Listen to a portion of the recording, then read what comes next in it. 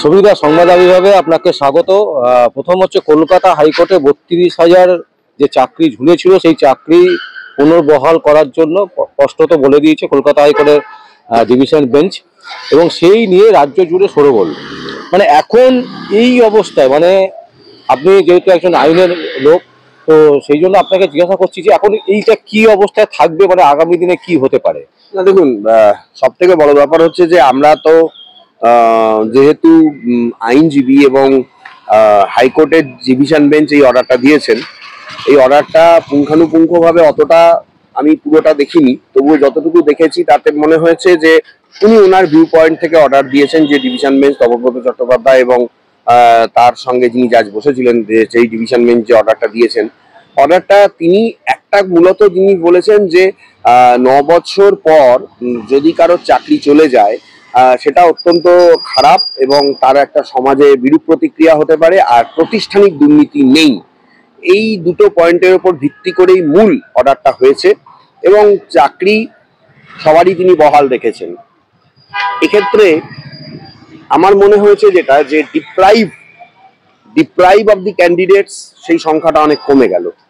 এখন যারা এই ৩২,০০০-এর বাইরে প্রথম থেকেই চাকরি পায়নি, বা যারা মনে করেছে যে অন্যায়ভাবে চাকরিগুলো হওয়ার জন্য তাদের প্রথম থেকেই তাদের নাম প্যানেলে থাকা সত্ত্বেও আসেনি বা তাদেরকে বিবেচনা করা হয়নি, তারা এখন যেতে পারে।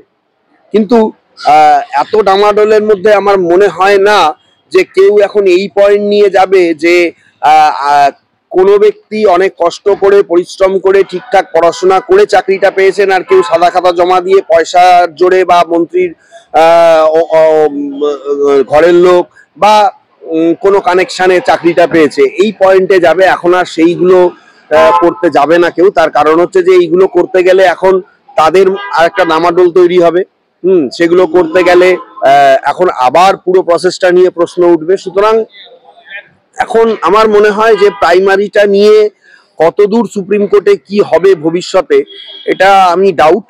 কারণ আপনি যদি দেখেন যে সিনিয়র অ্যাডভোকেট বিকাশ রঞ্জন ভট্টাচার্য তিনিও কিন্তু বলছেন যে যদি কেউ আসেন, তবে আমি খবর পেয়েছি কয়েকজন ক্যান্ডিডেট তার সঙ্গে অলরেডি যোগাযোগ করেছেন।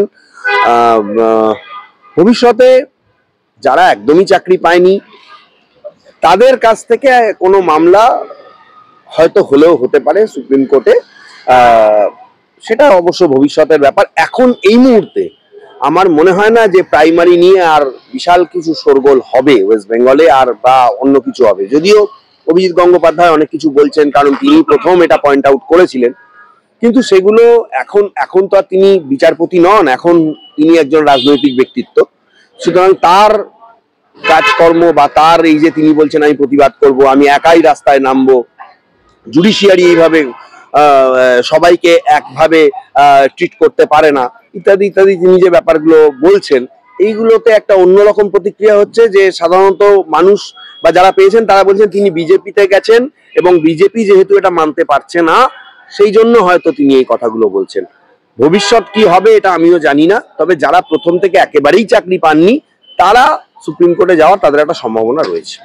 বলছি, আমরা এই রায়টা বেরোবার পর যেটা দেখছি যে প্রাক্তন বিচারপতি অভিজিৎ গাঙ্গুলিকে মানে ভগবানের জায়গা থেকে সরিয়ে দানব বলে দেওয়া হচ্ছে। মানে এমন কিছু কি তিনি রায় দিয়েছিলেন যেটা সত্যি সত্যি তিনি দেখুন, তিনি যেটা বলেছিলেন, তিনি বলেছিলেন যে যেটা অন্যায় হয়েছে, যে পোর্শন অফ পিপল, যে পোর্শন অফ ক্যান্ডিডেটস ফেক চাকরি পেয়েছে তাদেরটা সরানো হোক। যদিও প্রাইমারি থেকেও এসএসসির যে মামলা সেটাতে তার ভূমিকাটা অনেক বেশি, কারণ সেখানে চুরিচেরা বিশ্লেষণ ছিল তার। প্রাইমারিটা বেসিক্যালি আপনাদের আমি আগেও বলেছিলাম যে ওই যে একটা লোক ছিল না প্রাইমারিতে, যে নিজেও জেল খেটেছে, মানিক বন্দ্যোপাধ্যায়, উনি নিজেও আইনের লোক এবং উনি অন্যায়টাকে এমনভাবে পালিশ ওয়েতে জিনিসটাকে রিপ্রেজেন্ট করেছেন প্রাইমারিতে, যে প্রাইমারির অন্যায়টা খুঁজে বার করাটা খুব কঠিন। প্রাতিষ্ঠানিকভাবে যে অন্যায় হয়নি, এই যে ডিভিশন বেঞ্চ অর্ডারটা দিয়েছে, তার মানে তারা প্রাতিষ্ঠানিক কোনো কিছু খুঁজে পায়নি। কিন্তু অভিজিৎ গঙ্গোপাধ্যায়কে এখন বলা হচ্ছে, আমার মনে হচ্ছে যে পার্টিগত বিষয় থেকেই তাকে বলা হচ্ছে, এবং যেহেতু তিনি এখন অন্য পার্টির লোক, আর এইটা চক্রান্ত করে তৃণমূলের কিছু লোকজনই করছে বলে আমার ধারণা, কারণ দেখুন, তৃণমূলের পদান্নতায় অনেকেরই চাকরি হয়েছে, এটা খুবই স্বাভাবিক ব্যাপার। মন্ত্রীর ছেলে, হ্যাঁ, এমএলএর ছেলে, এমএলএর ভাইয়ের বউ, এমএলএর শালা শালি, বিভিন্ন জায়গায়।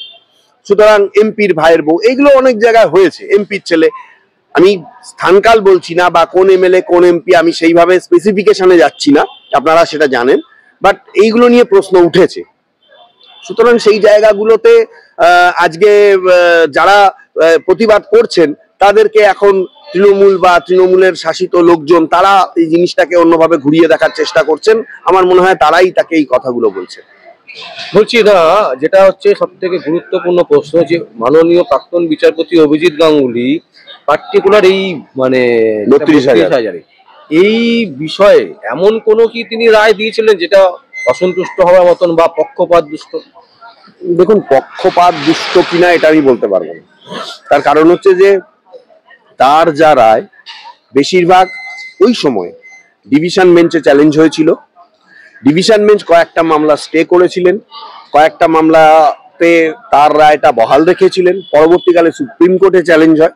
শুধুমাত্র প্রাইমারি না, তার এসএসসি মামলার রায়ও চ্যালেঞ্জ হয়, এবং সেখানে এসএসসি মামলার একটা রায়কে সেট অ্যাসাইড করে সুপ্রিম কোর্ট, বাকিগুলো কিন্তু রেখে দেয়।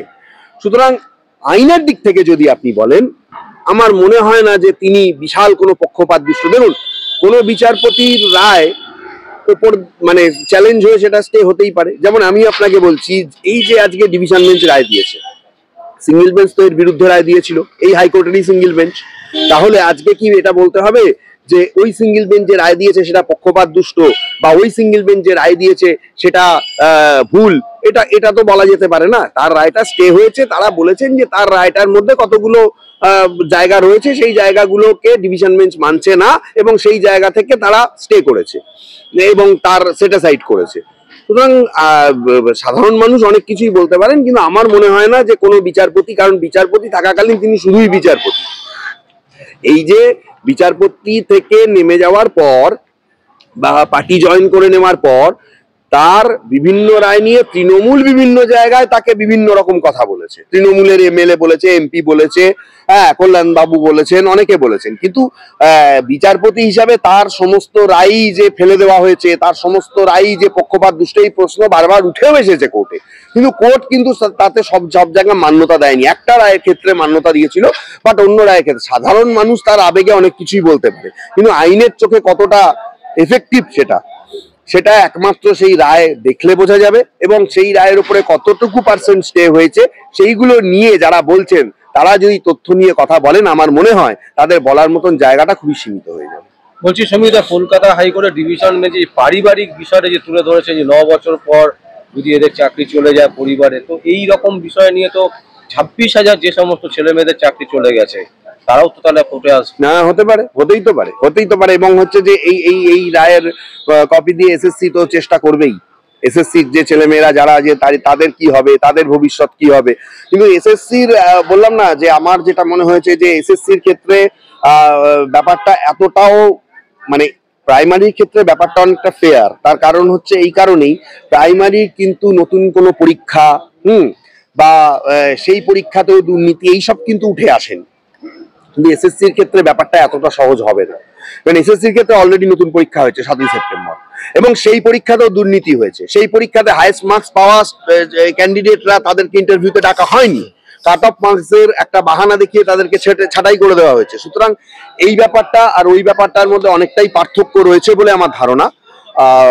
কি হবে সেটা সময় বলবে। আমি একজন আইনজীবী হিসাবে কোর্টের রায়কে, দেখুন সবসময় আমরা তো কোর্টে প্র্যাকটিস করি, আমরা কোর্টের রায়কে আমাদের মান্যতা দিতে হবে। আমার পছন্দ মতন, আমার ইচ্ছা মতন রায় নাই হতে পারে, কারণ যে কোনো একটা মামলাতে আমরা যে প্রেয়ার চাই, অনেক সময় সেই প্রেয়ার অনুযায়ী আমরা পাই না অর্ডার, বা হয়তো আমরা 5-6টা প্রেয়ার চাইলাম, তার মধ্যে একটা প্রেয়ার বা অর্ধেক প্রেয়ার অ্যালাউ হয় বা দুটো প্রেয়ার অ্যালাউ হয়, সবসময় সমস্ত কিছু হয় না। কিন্তু তাই বলে সেই কোর্ট পক্ষপাত দুষ্ট, সেই কোর্ট ভুল রায় দিয়েছে, বা সেই কোর্ট আমার কথা শোনেনি, এগুলো আমরা কিন্তু প্রকাশ্যে কখনো বলতে পারি না। কারণ বিচার ব্যবস্থাকে আমরা সম্মান করি, এবং বিচার ব্যবস্থার প্রতি আমাদের একটা আস্থা রাখা দরকার। কারণ এটা ঘটনা যে এখানে প্রাইমারি এবং সেকেন্ডারি, ঠিক আছে, এই মানে প্রাইমারি এবং এসএসসি এই দুটো পরীক্ষার আঙ্গিকটা সম্পূর্ণরূপে আলাদা, দুর্নীতি হয়তো দুটোতেই হয়েছে, কিন্তু কোথাও যেন এসে আমার একটা মনে হয়েছে যে কিছুটা হলেও এই ডিভিশন বেঞ্চের রায় কিছুটা আবেগ কাজ করেছে। আইনের মধ্যে আবেগের কোনো জায়গা থাকা উচিত নয়। পারিবারিক ব্যাপারটাকে যদি গুরুত্ব দিতে হয় তাহলে আজকে তো সত্যি এই প্রসঙ্গটা তো উঠে আসবেই যে এসএসসির যে রায়, সেই রায়তেও তাহলে পারিবারিক ভাবে অনেকে দুস্থ হয়ে যাবেন, অনেকে তো সুইসাইডও করেছেন, তাহলে তাদের কি হবে, বা হচ্ছে যে যাদের চলে যাবে চাকরি তাদের কি হবে, এই ব্যাপারগুলো তো উঠে আসবেই।